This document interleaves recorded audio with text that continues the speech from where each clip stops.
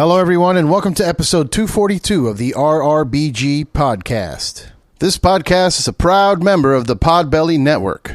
Go to podbelly.com and check out all the amazing shows we have on our network, including the Sofa King podcast, Robots for Eyes, Art and Jacob Do America. I mean, there's one for everything that you're into. If you're into Magic the Gathering, they got you. If you're into the occult, they got you. You're into serial killers, they got you. Everything. Go to podbelly.com, check out the list, and support the network. This episode is also brought to you by Killcliff. My friends over at Killcliff make the best energy drink you can buy in the market today. Clean energy, none of that crap that they put in Monster or any of those Red Bulls. No sugar, just clean power for all the grind you're going to have to put in today. And if you're not grinding today and you just want to relax, they also have CBD drinks to help you recover from any injuries you may have, any kind of inflammation. Maybe you went a little too hard at the gym. CBD drink will get you right back on track. Go to their website, killcliff.com. Check out all their different flavors. My personal favorite Ignite drink is the Cherry Limeade. And in the CBD category, you have to try the Joe Rogan Special. It's the Flaming Joe Pineapple with Jalapeno. It's not that spicy. You just get a little bit of a kick at the end. It's delicious. Go to killcliff.com and tell them that RRBG sent you. This podcast is also brought to you by Saints Joints. Go to saintsjoints.com and check out all the awesome products they have there, including the new Book of Saints that comes with 4 packs of pre-rolled joints. It's this incredible, lavish, luxurious-looking gold foil stash box. The works. It's the best-looking stash box I've seen. Make sure to go pick one up before they're all gone. And also check out the new hash-infused pre-rolls. Don't forget, it's saintsjoints.com, and make sure you tell them that we sent you. In this episode, I talked to Scott Ian Lewis of the band Carnifex. They have a new album, Graveside Confessions, coming out. We talk a little bit about the writing process for that. We talk about the devastating financial loss the band took when their tour got canceled. We talked about his upbringing. We talked about his most embarrassing moment on stage. It was a great conversation, and I hope you guys enjoy it. Make sure to follow the band at Carnifex across the board in all socials. And if you get a chance, check out our Patreon page. Go to patreon.com/RRBG. Cheers.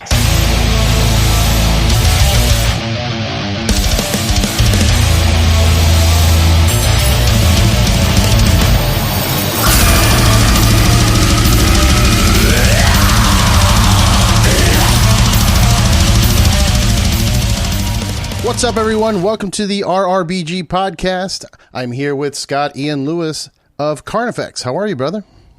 Doing well, man. Thanks for having me on. For sure, for sure. You guys have a new album coming out September 3rd, Graveside Confessions. That's it, yeah. I mean, you look like you're in a graveyard right now. Where are you? I'm just in our studio. You know, this is where we did the record. Okay. We did the record, through the lockdown, through the pandemic, and pretty much just did it on our own, just the 4 of us right here in the lab. Spent, I guess, about a year on it, 10, 11 months on it. Pretty much the duration of the pandemic lockdown type of situation, right? Yeah, we started, we got our headline tour got canceled March 12th to 13th.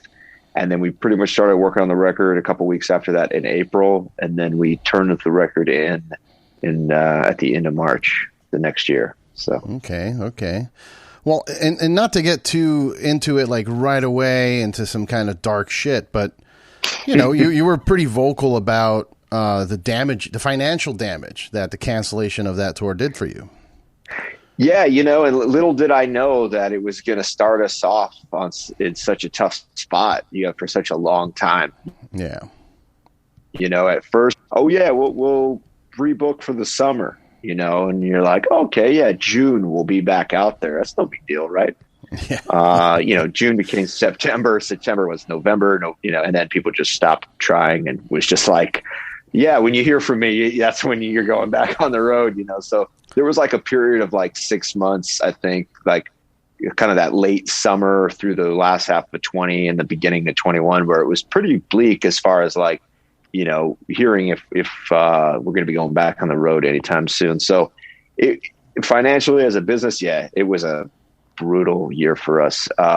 But the good thing is we just threw ourselves into the record, and as tough as everything else was, we just said, hey, look, we're not going to waste this time and wallow. I mean, we will do plenty of that, but we're also going to write a badass record that'll stand the test of time, regardless of any pandemic. And so that was really what we try to counterbalance with. For sure. So you got to do something, man. Because a lot of people don't get that. You hear all sorts of arguments on either side of what this lockdown situation is, and get the vaccine, don't get the vaccine, whatever it is. You're fucking up livelihoods for people that entertain you. That's what's going on right now. The people that are making music, the people that are doing live shows, not whether it's music or wrestling or whatever it is, there's no and now we're kind of in this time where there are shows or some tours happening, but you see them dropping, they're dropping again. Like today I turned my phone on. It's like, oh, Nine Inch Nails just canceled their whole tour because nope, we're not ready. Yeah, Deftones as well. Deftones, I don't know what to say to that. I guess it's different when you're a band of that size. Like I don't know what it's like to be like a pop rock band, like on that level. So I'm sure they have a lot of different factors. Also, I bet you those guys are not broke, No. It's not really a situation like it is in the metal scene, certainly with Carnifex, where we're pretty much hand to mouth. What we make on the show, that pays the bills, and then what's left goes to the four of us. And it's like, we can't just take a year and a half off and be chill. Like, we're just not that kind of band. We just don't do that kind of business. We got to be on the road. So yeah, we're looking forward to September 3rd to October 24th. We're out there grinding, bringing live entertainment to the peeps that want to participate. So that's what we can do. So that's what we're doing. Hell yeah, man. And, and for people that are watching or listening that didn't see the article or haven't heard, like, we're not talking, a couple $100. This was, and I hate to rehash it because it's a shitty situation, but it's like, that was like hundreds of thousands of dollars. Where I would be done. I'm done. I'm tapping out. I'm bankrupt. We're over. It's over. That's it. It's done. Nah, it was brutal. We had over 6 figures in guarantees. That's money that was done deal. We had the contracts for it. All you got to do is go play. That didn't include back end. There's a lot of shows that where, we were expecting them to do well, where you get additional money. We had sold over 700 VIP tickets already. Jeez. And the VIP tickets are kind of like the cherry on top when it comes to making money on the road. Like, because it's just the artist's time, there's a really great return on those. We'd sold 700 of those. We'd printed $45,000 worth of merchandise, and it was ready to go. Didn't play a single show. Already paid over $8,000 for the deposit on the bus the first week. Didn't step foot on it. Rented a $7,000 light package for the tour. Didn't put it on stage once. Of course, we paid for all these things. I had the sound engineer and the LD and the merch. They all had flown to the house already. We were ready to go, and it didn't happen. So we went from thinking we were going to, gross about a quarter to being in the hole about 70 G's in a matter of 12 hours. And it's ridiculous. Right now, a year and a half later, we paid about 50 of that off. So we still got about 20K we're hacking through. So that's a follow up on that story. It turns it out it was a tough spot to start the pandemic. Yeah. Well, hopefully, I think with the new record, that'll, help chop some of that off and upcoming tours that, cross your fingers. I was joking around with Tucker from Thursday about that. We're going to start a booking agency for the pandemic called Wishful Thinking Booking. That's appropriate, man. It's appropriate. I really hope. I kind of feel like this tour we have with Dahlia will be okay. Like, because I know all of us are like working class bands. Like, it's going to take, some real problem to like cancel that thing. Because kind of like you said, we weathered the year and a half, but we're out of gas. Like, there's nothing else to weather at this point. If like we have to go through more cancellations, I don't even want to think about it. Like, it probably is kind of just like, well, time to move on, fellas. Jeez, man. Yeah, I mean, I attended my first like large scale live event. Like, I'd done, I went to the Comedy Store a couple times in LA, and it was weird, you know, separated from people kind of. But I did my first live, you know, we went to a New Japan here at the Coliseum in LA, New Japan Pro Wrestling show. You know, a lot of people, and nice. It felt good. I felt good to be out and around people, but also everyone was apprehensive. Everyone was like on their guard, like, hey, what's up, man? Hey, how you doing? Hey, it's like, yeah, I get it, yeah. So, you know, I feel like we're getting there. I don't want to get my hopes up though, because you know how that goes. But going back to the album a little bit, the new album, you said you wrote it throughout the pandemic. So is it safe to say that some of the lyrical content might be influenced by what's going on? Yeah, indirectly. I mean, you know, there's no songs about COVID on there or anything like that.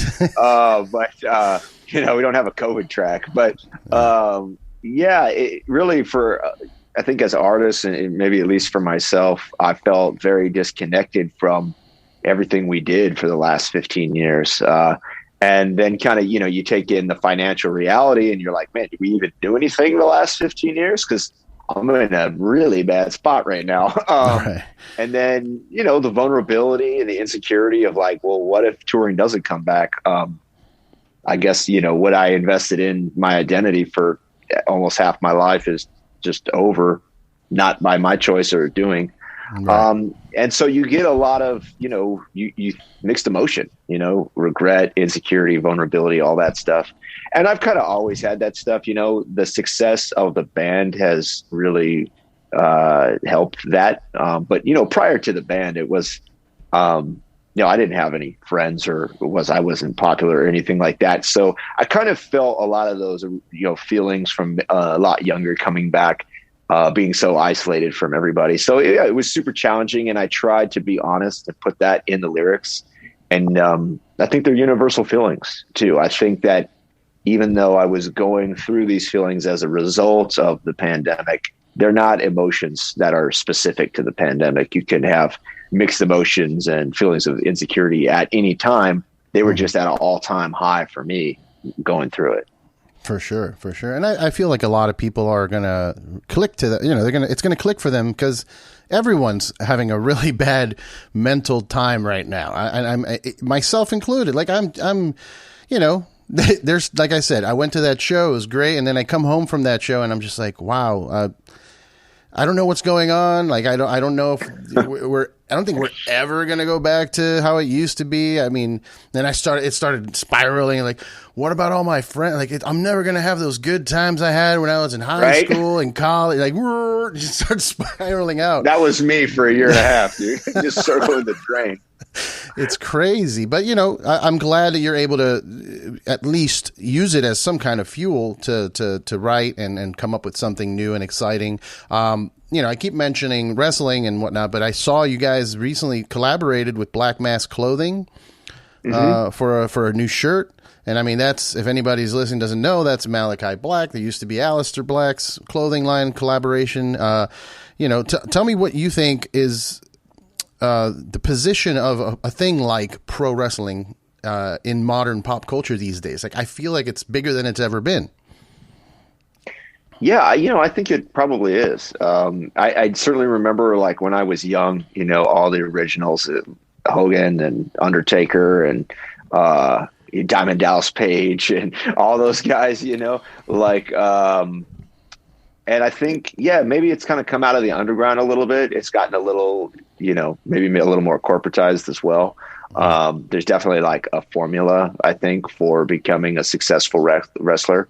And, yeah, I think it's pretty great, though. I've always been the type of person that thought it was good to do this meets that, you know, like, we don't just have to be, you know, limited to the deathcore space. Like, we can tour with all sorts of bands. We could, you know, be a background music or accompanying music for a wrestling event or like a motocross event or, you know, whatever. I always like when there's any chance to basically, I guess, crossover, but, you know, in an actual way, meaning like, let's introduce our fans to your fans and your fans to our fans and see what happens. Like, I would think that's fun. How did that come about? Like, who reached out to who there? I think, how did it start? I don't know exactly. Maybe Tommy End reached out. Malachi Black. He might have reached out. But to be honest, I don't know exactly how it started. I think he reached out to us though, because he'd been doing some collabs, and he's a fan of the band. So it's the first time we've been able to do anything like that with someone in the wrestling space. Certainly, he's super popular too. So it was a really awesome opportunity. Hell yeah, man. Yeah, I mean, he's definitely, he's got the death metal, deathcore kind of gimmick going with his character, and something that's missing in that world too. All the wrestlers I see, everybody's a superhero or some kind of crazy. He's like the one that's bringing in that death metal, face paint, crazy horns. He's got Amun Ra, I believe, is doing his entrance music or something like that. So it's cool that he's bringing that into, a bigger light, a brighter light, and I'm glad that he's collaborating with you guys. Yeah, it's awesome. I've been seeing a lot of bands doing the NXT stuff, so it's cool to try to see those worlds merge. Hell yeah. So I wanted to ask you, I was trying to come up with some interesting questions. I hate asking the same shit, especially when you're in the middle of a album press cycle. I don't want to get, so who's your influences? No, so I tried to come up with something unique, and my question that I came up with was, these days, the band's been around for a while, and what do you find more gratifying to yourself personally? The fan that's been there from the beginning, that knows every single song and knows your whole catalog and everything, or a brand new fan that maybe just found you with this new album and they saw your video and now they're hooked? What's more gratifying for you? I don't know that I could pick one or the other. I think what brings me the most joy is when someone says, hey, whatever the song is, right? Maybe they heard it a week ago, or maybe they've been listening to it for 15 years, whatever it is. When someone comes up and they specifically point out a track, a line, a moment where they said, hey, this really impacted me. It changed the way I was thinking about this or that, or, I've been fortunate enough to be able to have conversations with people that have really been in some dark places and said, hey, reading these lyrics and coming to these shows, meeting other people really pulled me out of that. And that's what really means something to me. I think, if the music biz is kind of soulless. So if you're here to try to make money, basically you just got to screw people over. But if you're here to be an artist, it's easy to be sort of underappreciated sometimes by the biz. And so we've really had to let go of looking for any type of fulfillment that way. And when you're a young band, you kind of think maybe that's where it's going to come from, but then you do realize it's actually the relationships with the fans, and actual personal relationships, hearing their story and then you telling them yours and then relating further. Those are the things that really make me go, man, somebody is listening. This is worth it. It is worth all this effort. It's not just, silly, heavy music for the sake of whatever. It actually means something to somebody. And that's what, as a 36-year-old man, that's why I can still take it serious, because I know, hey, somewhere in there, music is mattering to someone. And even if it's one person, that's enough for us. Right. Yeah. Yeah, that's the thing. People tend to get lost in the, in that wanting to be famous or popular kind of thing. It happened to me. I mean, I was in a band for 10 years and, there were times when we would play a show and there was 10 people there and I'd get bummed out. Instead of getting bummed out, I now, as I'm older, I'm almost 40, I'm looking back, I'm I'm an idiot. I should have just embraced those 10 people because, you forget. Yeah. And I similar experience too, whereas you put a record out that you had high hopes for and it doesn't perform, or you're going to do a tour you think is stacked top to bottom and not as many people come out. It's those moments where you really realize if I sink or swim on success, I'm going to be all over the place and probably just be chasing it rather than living it. Right. And so you kind of just have to say, no, what's really important is the people who are here having a real connection. That's all that matters, whether it's one person or, hey, if it's 10,000 people, all the better. But it doesn't make it more worthwhile with more people. What it matters is the connection. Absolutely, man. And I think definitely that if there is any silver lining to all this pandemic bullshit is that I think I'm, part of it is that I'm getting older, but the other part of it is that I'm learning to appreciate any connection, because we've been isolated for, almost 2 years. Like any connection I get, it's like, oh man, yes, finally someone I could talk to, or someone that understands what I'm listening to or what I'm enjoying, and we can enjoy it together. Like, I think that if there is any positivity out of this whole thing, it's that I think people will appreciate connections more. People will be a little more excited to go to shows and support the bands that they like. Everybody got a stimulus check. If I could buy a T-shirt or something, or get a record, you know what I mean? Exactly. Yeah. Support your bands. And you were saying you're 36. You said, yeah, 84. 36. Isn't it crazy to think that I was looking at your Wikipedia, and the formation of the band was in 2005, and 2005 is 16 years ago. Like, we're actually almost to the day. August 25th was our first rehearsal. Wow.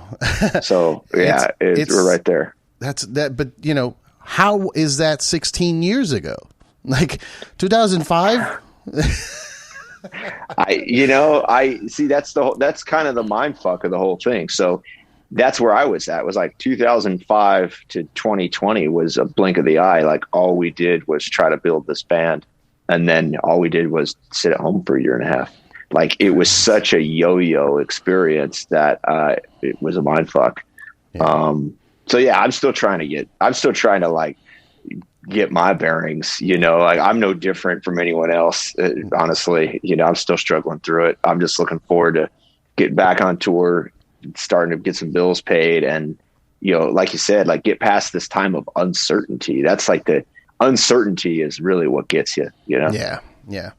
So now that, it's 15 years of working in the same realm of music, the same genre, deathcore or death metal-ish. And how do you keep it fresh for yourself when you're writing this new music? Like, are you listening to other bands in the genre to kind of gain inspiration or study what's happening? Or are you just kind of isolating yourself and listening to maybe something from the complete opposite end of the spectrum just to kind of keep yourself fresh in that realm? Yeah. When we're working on a record, I actually really don't listen to that much music, and for no other reason than that I'm just like really invested in our record. And, Sean, he writes most of the music, him and Corey, they do all the writing. And yeah, it's weird. Sean doesn't really listen to anything either.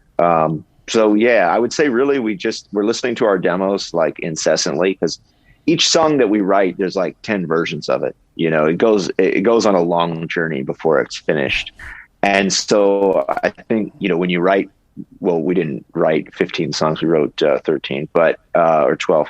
When you write 12 songs 10 times each, you actually have a lot of shit to, sort through. So I think we're just so involved in that. We're just listening to the demos constantly. And I'm, writing lyrics. Sean's trying to write more music. So it's, I don't see us really listening to a whole lot of music in that time. And, even if you go back to the first album, we really just embraced our influences.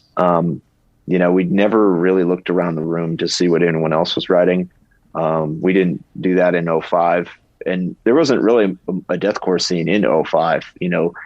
Despise Icon was out there, JFAC was out there, but this is like super early days of social media and all that. So it's not like anyone had an online presence. You know what I mean? It was it was just very separated still. It wasn't a very cohesive scene yet. And so when we started, we kind of just thought we were just a band. Like we had no idea that deathcore was going to be a thing and it was going to get all this momentum because, I was in a band that was almost the exact same music as Carnifex called Incinerate in 2002, and we didn't go anywhere, so it's like, it's kind of interesting to just see how like all this stuff sort of happened around us. And through it all, it's kind of interesting. It's like sometimes we're too deathcore for the death metal kids, and we're too death metal for the deathcore kids, and not extreme enough for the grind kids. And it's like we've always just kind of had no people, and I feel like that's okay. We're just outsiders, and our fans are outsiders with us. Oh yeah, man. Yeah, I found you. I discovered you guys. I believe it was Summer Slaughter. I think you guys played a Summer Slaughter with like Revocation and a couple. Was it 2016? I think so. Yeah, so those Cannibal Corpse and Cannibal Corpse. Yeah. Yep. Cannibal Corpse, you guys, Revocation. I remember I was backstage with the Revocation guys because those are my homies. But I remember watching you guys and I'm like, who the fuck is this? And they're like, oh, they've been around forever, dude. Those are the homies. I'm like, oh, shit. Okay. Yeah. We kind of been like, the secretly sneaking through all these years, We never, we've never had like the cool manager or anything like that. So we kind of have always sort of been taking the underground route, Yeah. And I noticed also, you wear face paint for the performances, and some of them. I don't know if all of them, but I wanted to ask you, like, who was the first person you saw wear face paint, and did you draw inspiration from that person, or was it something else that kind of like inspired you to wear that? I mean, I was a goth kid from day one, Okay. All through high school, I was a goth kid. Probably why I had no friends. So I got into extreme metal by way of goth and industrial music. I was a huge fan of Manson, Nine Inch Nails, White Zombie, KMFDM, like in, 96 and 7, right in there. And then I found Cradle of Filth when they put out Dusk and Her Embrace and Cruelty and the Beast. Those two records were really what put me on the extreme metal path. And so from there, I started listening to a lot of black metal. Dimmu had just put out Spiritual Black Dimensions. And so that record was just fucking huge to me at the time. Obviously Cannibal, Dissection, Immortal, Satyricon, all that stuff was like really where the first extreme metal bands I found. And I kind of didn't get the new metal stuff until later, until I like met Sean, because he's a new metal fan. Corey, he's a new metal fan. So I don't know. I kind of always had been like a goth kid, and like Danny Filth, Rob Zombie, Manson, like Tim Skull, like all those guys had always been musicians I looked up to. And then obviously black metal, you have a lot of face paint there. And I think we're always like into things that were like, people are like, oh, you can't do that. You can't put a breakdown and a blast beat next to each other. Okay. Watch me. You can't wear makeup and be a deathcore band. Oh yeah. Oh, yeah. Well, watch, I kind of, we're so over being told what will and won't work that a lot of it's just out of spite. Sadly, I don't know, maybe that's a bad thing, but for me, it's kind of like, I'm just being myself unabashedly. And if that doesn't fit into the rules of metal, all I can say is I never fit into the rules of metal. Like, listen to Carnifex. We're like, we broke the rules of metal, putting two genres together that people say don't work together. So for me, it's about just being ourselves and saying, this is who we are. And it's not some, grab for popularity. It's us expressing our influences, and the people that want to come with. And also, I like the character, Yeah. A lot of Carnifex's themes they're very real, but they're super dark. And so even when I was writing this record, in order to get there, you got to go there here to make it real. It's kind of like method acting to a small degree, in that there's a part of you that has to live in that space to be able to create there. And on stage is no different, especially when I'm revisiting songs that really have a lot of pretty bad memories attached to them. And I'm doing it night after night. So in order to do that, I have to kind of have a character to put on and a character to take off. And so that's really where I think the makeup is almost for me in a weird way. Like, it sort of helps me separate a lot of trauma from who I am today. That makes sense. That makes a lot of sense. I mean, I can relate. I've done that every once in a while.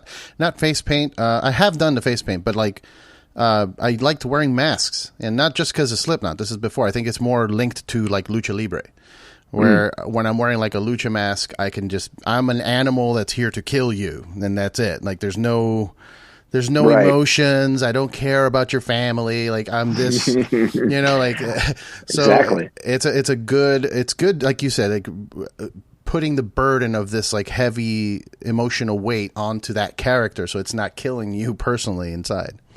And I had to learn that to a degree. There's a double-edged sword to putting a lot of honesty in your lyrics. And the other side of it is you have to revisit them constantly. Mm-hmm, mm-hmm.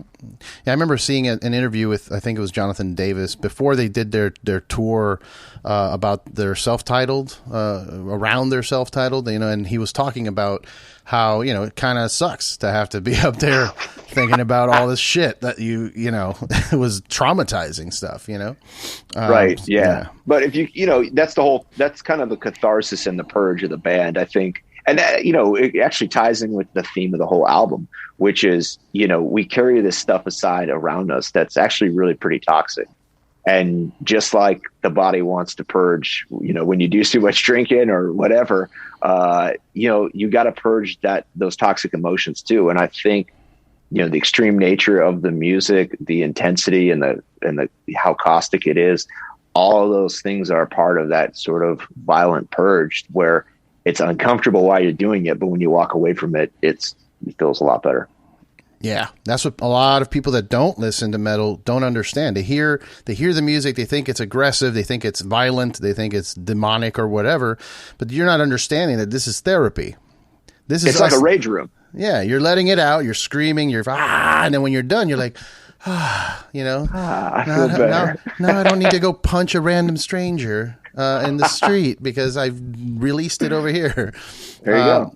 So, but you never answered it though. You mentioned a bunch, but like, who's the first person you saw with face paint on that you can remember? It's probably Kiss, like the very first. Yeah, probably Kiss. And then after that, I'm trying to think. I guess it was probably like the had to be the goth stuff. Maybe The Cure.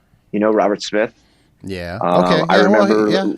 When I was real young, like I'm talking like 10, 11, 12, you see, Robert Smith wearing some makeup. So I guess, it was really just like goth stuff on MTV and then, Kiss.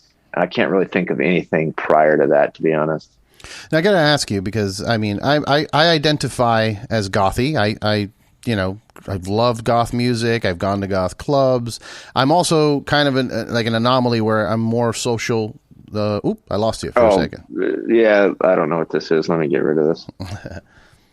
Sorry. No problem. So, I'm one of the weird anomalies of goth where, I'm still kind of social and I like talking to people, but I still have all these, solo moments where I'm bummed out and thinking and listening to, like you said, The Cure or something, or VMV Nation. Boys don't cry. Yeah, man. So, but all of my gothiness comes from a childhood that went through super strict, religious upbringings. Is that the case for you as well? Was your whole family super religious as well, or not really? There was a period of time. Yeah. I think it was just to mitigate the extenuating circumstances, I don't now I think religion has kind of gotten very politicized, but back then, or at least my experience it was more just like, here's a place where you can be safe when there's no drugs. It was like a youth thing more than like a religious thing, to be honest with you. Yeah. So, it was like that growing up. It could be like a reaction to that for sure. But we're kind of, we're not anti-religious. We're just a-religious. It's just... He says with a pentagram behind him that's lighting up. Yes, exactly. It's pink. It's come pink. on. Yeah. How serious could we be? That was really what led me down that path. I remember I got kicked out. I've told this story a million times in the podcast, but I got kicked out, and the first thing I did was my uncle would tell me, "Don't buy that Marilyn Manson. Don't listen to that." And I'm like, well, that's the first thing I'm doing.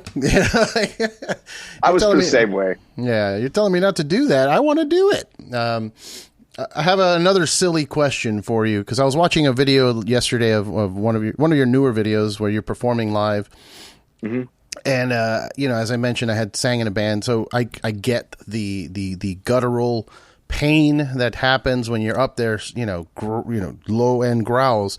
Have you ever shat your pants during a show? No, not yet. All right, that's good. Not yet. Maybe you're not old enough. I don't know. No, I'm trying to think if I've had any major mishaps on stage. The one that I can think of, the most major mishap, it was actually on that Summer Slaughter that you mentioned a minute ago with Cannibal, 2016. We were playing the Metro Music Hall in Chicago, so really a pretty big show, and it was like a weekend, the whole deal. So it was like a couple thousand people there. And we go out, and we were playing a little bit later in the night, so it's totally full.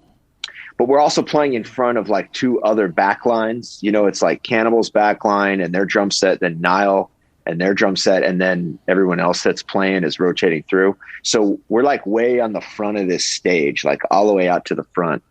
And somewhere in the changeover, the center monitor had gotten like pushed to the edge of the stage, and it was like teetering. Just like this, but was still sitting flat, right? So it's just waiting for some unsuspecting vocalist. And sure enough, dude, I come out and I say like one word, and then I put my foot on that monitor, and I'm gone. I'm down.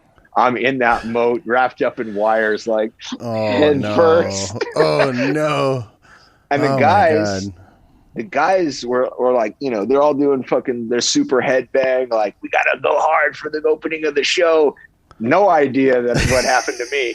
And so like, literally I'm just mangled down there, like got my bell rung, and like the two security guards, like grab me and just like throw me back on the stage. and I had my wireless mic, so I just like kind of jumped back in it. But yeah, that was pretty embarrassing. Oh, it was literally like, Chicago, like no. So I don't know. It was pretty silly. It didn't feel so good, but that's probably the biggest mishap I've had so far. Some sound guy in Chicago is laughing his ass off because they hate it when singers put their feet on the monitors. Oh, right. Yeah. Well, he's like, ha ha, you see? Right. All those years of karma came back. Yeah, dude. I love angry sound guys. It's so hilarious to me. Like they halfway like, stop you're gonna stop it. I'm gonna turn off, and they just lower your volume, and it's like, oh my God, just stop. That's why you gotta bring your own guy with you. That's right. I used to bring, I was so stupid. I used to bring like a whole, like I would tell the sound guy, just plug me in. I'll handle the rest, and I had like a mixing board. I thought it was Mike Patton. I had like, pedals and fucking all kinds of shit. And just for a vocalist, I'm like, this is too much. This is excessive. But I did like the fact that I was in control of my sound. Like if I was too low and the crowd was like, your mic is low, I'd just be like, and just beep, do it myself. Yeah, I don't need to. I don't need to be on stage like,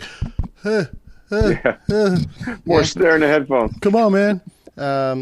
So let me ask you about guilty pleasure. Do you have anything that when people see you look the part? You got tattoos everywhere. You're living the gimmick, as they say. Is there anything Is there anything that people would be surprised to hear that you listen to or enjoy? It doesn't have to be music. It could be just something silly that you do, some kind of silly guilty pleasure habit.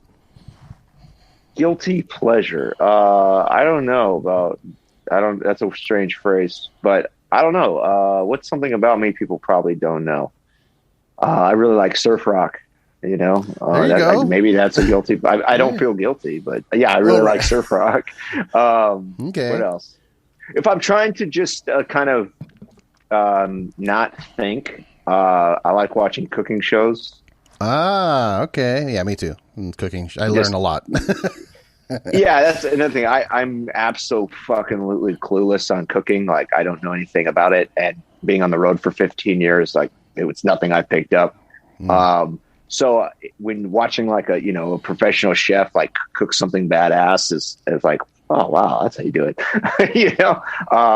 So yeah, I guess that my life is really the band. It's like I just live it and breathe it 24/7. So yeah, I don't know. Pretty much the band is where you can find out about me. So if you were to recommend one record for surf rock for people that want to check it out, what are we looking for? I'd go with the Centurions. The Centurions? Okay. Yeah. I'm going to look that up today. Yep. They got a song called Bullwinkle Part 2. Silly title, but it's actually a phenomenal song. And you've probably heard it in a bunch of movies. But that whole record's pretty enjoyable if you like that music. And what's interesting about surf rock is it's basically black metal without blast beats. Okay. It operates in a lot of the same modes and keys, so it's actually kind of funny. And I always loved those melody, Phrygian and that scale, and surf rock's in the same scale. So maybe that's why I like it. Yeah, hell yeah, for sure. Your Twitter says that you're a comic series creator. Are you still doing that? Oh, wow. Have you written anything that comic wise? Have you written anything? Yeah, I released a comic book in 2018 called Death Dreamer. It was a 54-page graphic novel. We took it to Comic-Con that summer. I mean recently. Like, if you're doing something recently, because obviously you did it, but well, I had another. I'm 14 pages into the next book. The script's done. I got 14 pages illustrated, but I had to put it all on ice back in March because. Obviously, it's an independent book. I paid for it off of my tour earnings. I haven't had any tour earnings. So, yeah, the book part, chapter 2 has pretty much been on ice for, I guess, a year and a half now. Okay.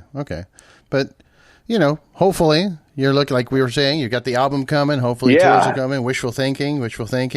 Yeah, if we could stay busy on the road, and if the fans are asking for book 2, then I'm going to try to make it happen for sure. I don't want to just leave it half done. Yeah. All right. Well, brother, thank you so much. The album's coming out September 3rd. Would you categorize this? You know how like some bands like this is the heaviest album we've ever made. Is there anything you could say about the album for people that haven't heard anything yet? I'm very proud of it. I really do love the record. As far as like heaviest, I couldn't answer that for you. And, everyone can give you a different answer. Sure. But yeah, for me, I think it's really, it's an extremely honest expression of who we are as people and who we are as musicians. We did the record ourselves. We did it right here in the studio, the four of us. And so I think if you're looking for a record that isn't chasing anything, it's just people expressing their creative intuition, give this one a check. I think you'll like it. Hell yeah, brother. Well, thank you so much for your time. Everybody that's watching and listening, please pick up Graveside Confessions when it drops. Pre-order it. That's super important. I don't know if people. I don't think people understand how important. They're like, "Why am I going to pre-order? It's going to sound like it's going to sell out." Like it helps. It helps. It goes a long way. The bands. Yeah. So, and what's interesting is each sale, each physical sale, represents like 1,400 streams. So if you want to really help the band out, you can just spend $10 and it's like listening to the record 1,400 times, so it goes a long way for us. Yeah, man. Buy the record. Don't just stream it on Spotify. Streaming helps. It's a nice little thing to do as well, but buy the record. Buy the vinyl. My wife hates it. I have like 400 and something records right now.